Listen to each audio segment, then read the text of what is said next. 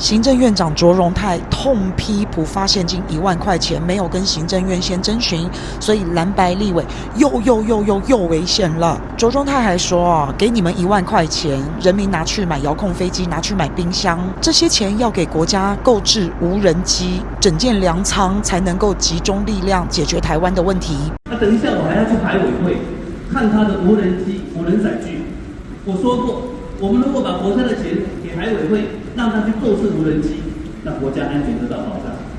但是如果把1万块发给国民，可能每个人可能去买遥控飞机而已，国家就没有无人机了，那每个人就会多一个遥控飞机，对国家有助益吗？那我们如果把粮仓盖好了，整建了、新购，我们把粮食安全当作国家安全来做，但是我把这个钱也花给人民，一人1万块，他可能买个冰箱、买个储物柜来保存自己的粮食，对国家来看，对人民是好的，但为国家的帮助确实是这样。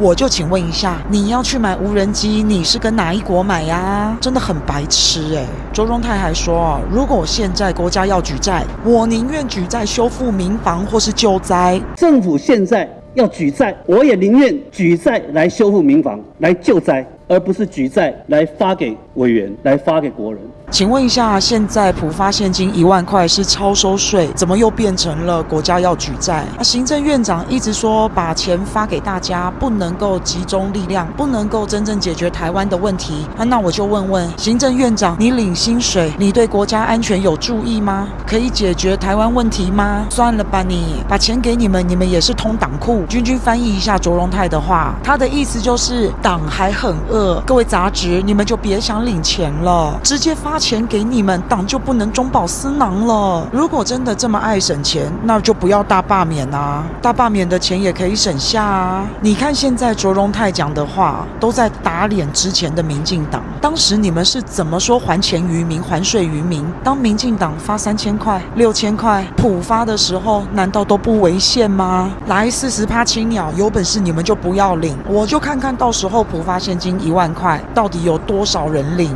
这个党真的为了大罢免真的大发疯，我买个冰箱促进经济刺激消费也要被说成没用。